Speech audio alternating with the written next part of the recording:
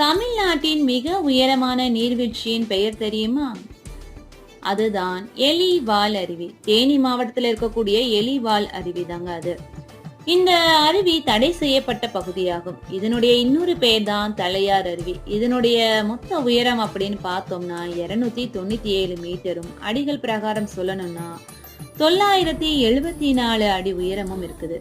மேலும் இது தமிழ்நாட்டின் முதல் உயரமான நீர்வீழ்ச்சி அப்படின்னும், இந்தியாவின் 6வது உயரமான நீர்வீழ்ச்சி அப்படின்னும், உலகத்திலேயே 267வது நீர்வீழ்ச்சின்னு பேர் வாங்கியிருக்கு.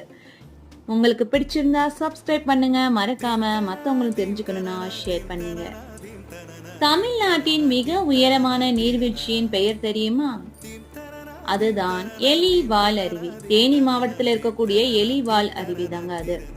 இந்த அருவி தடை செய்யப்பட்ட பகுதியாகும். இதனுடைய இன்னொரு பெயர் தான் தலையார்